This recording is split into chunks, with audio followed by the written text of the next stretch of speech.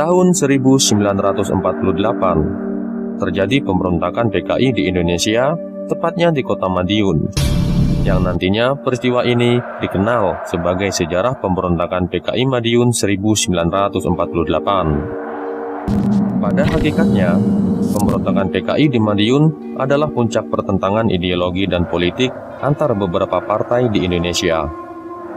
Akar dari pertentangan ini ialah Perjanjian Renville, di mana wakil dari Indonesia yang menandatangani Perjanjian Renville ialah Perdana Menteri Amir Syarifuddin. Dan Perjanjian Renville ternyata telah merugikan pihak Indonesia, sehingga PNI dan Masyumi menentang keras Perjanjian Renville. Akibatnya, kedua partai besar ini menarik menteri-menterinya dari Kabinet Amir, dan Amir pun melepas posisinya sebagai Perdana Menteri. Kemudian, atas perintah Presiden, Hatta menggantikan posisi Amir dan membentuk kabinet baru. Dalam kabinet Hatta, anggota Partai Sosialis milik Amir tidak kebagian kursi, karena Amir menuntut terlalu banyak kursi penting yang tidak mungkin diterima oleh partai lainnya. Disinilah awal mula Partai Sosialis menjadi oposisi pemerintahan, dan kemudian pecah menjadi dua, yaitu pengikut Amir yang menentang pemerintah dan pengikut Syahrir yang mendukung pemerintah. Kemudian Syahrir dan pengikutnya membentuk partai baru, yaitu Partai Sosialis Indonesia atau PSI, sebagai partai pendukung pemerintah. Untuk menambah kekuatan sebagai oposisi, Amir membentuk suatu front dengan partai oposisi lainnya, yaitu PKI, Partai Buruh, dan Sentral Organisasi Buruh Seluruh Indonesia atau SOPSI, yang kemudian front ini diberi nama Front Demokrasi Rakyat atau FDR. Dengan kekuatan barunya, Amir bersama kelompoknya berusaha merebut kunci kabinet dengan mengadakan demonstrasi secara besar-besaran agar kabinet Hatta dibubarkan dan dibentuk kabinet baru yang meliputi buruh, tani, dan pemuda. Dalam aksinya mereka juga kerap melakukan adu domba, sehingga timbul kubu-kubu yang saling bertentangan di dalam masyarakat.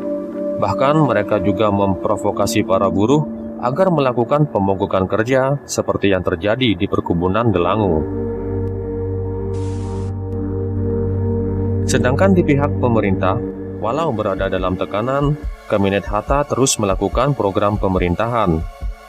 Salah satu program pemerintahan ialah program rekonstruksi rasionalisasi atau program RERA. Program ini akan mengurangi jumlah 350.000 tentara dan 400.000 laskar menjadi 160.000, yang kemudian akan dikikis lagi menjadi 57.000 prajurit reguler. Program RERA mendapat banyak protes dari berbagai pihak yang dirugikan, termasuk FDR. Dan dalam pelaksanaannya, program ini juga menimbulkan kegaduhan di kalangan militer, sehingga FDR memanfaatkan program RERA sebagai alat untuk mempengaruhi kalangan militer agar berada di pihaknya. Banyak kalangan militer yang terpengaruh oleh FDR, terutama dari kalangan divisi penembahan Senopati. Di saat kondisi politik Indonesia yang semakin panas, datang pula Musso yang sudah hampir 23 tahun berada di Rusia. Di Indonesia dengan cepat Musso menarik simpati kaum komunis dan membawa politik jalan baru pada gerakan komunis Indonesia. Dalam politik jalan baru Musso, diadakan fusi 3 partai anggota FDR, yakni PKI, Partai Buruh Indonesia, dan Partai Sosialis menjadi satu partai saja dengan nama PKI, yang kemudian PKI hasil fusi ini direncanakan akan memimpin revolusi dalam mendirikan pemerintahan Front Nasional sebagai bentuk anti-imperialis. Tanggal 30 Agustus 1948, Musso diangkat menjadi ketua PKI, dan pada tanggal 9 September 1948, PKI Musso mengirim surat kepada Masyumi dan PNI untuk melakukan perundingan tentang usulan pembentukan Komite Front Nasional. Namun, usulan PKI ini ditolak karena adanya perbedaan besar dari segi politik dan perjuangan. Penolakan ini tidak membuat Musso patah semangat. Bahkan, untuk menyebarkan gagasannya, dia bersama kelompoknya berencana menguasai daerah yang dianggap strategis di Jawa Tengah dan Jawa Timur. Rencana ini diawali dengan adu domba kalangan militer di Surakarta, sehingga timbul ketegangan, saling culik, saling bunuh dan saling tuduh. Bahkan kontak senjata terjadi di antara kesatuan-kesatuan militer, terutama antara Divisi Siliwangi versus Divisi Penembahan Senopati. Kekacauan di Surakarta ini berhasil memancing perhatian pemerintah. Di saat pemerintah berusaha memulihkan kondisi Surakarta, PKI menuju arah timur dan berusaha menguasai kota Madiun.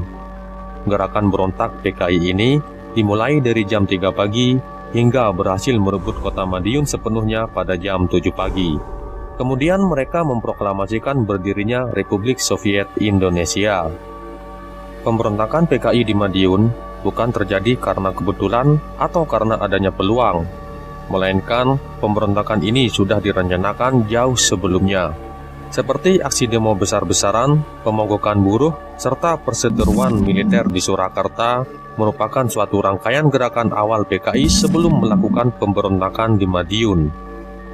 Mereka menggunakan Surakarta atau Solo sebagai Wild West atau daerah kacau agar perhatian pemerintah tertuju ke sana. Sedangkan Madiun mereka jadikan sebagai daerah gerilya sektor yang kuat atau pangkalan untuk merebut kekuasaan seluruh Indonesia. Banyak korban berjatuhan karena pemberontakan ini, di antaranya adalah pejabat, aparat, guru, wartawan, serta para kiai, ustadz, dan para santri yang sebenarnya tidak tahu tentang perpolitikan Indonesia saat itu. Itu tadi sepenggal latar belakang pemberontakan PKI Madiun 1948. Terima kasih sudah menonton video ini, semoga bermanfaat.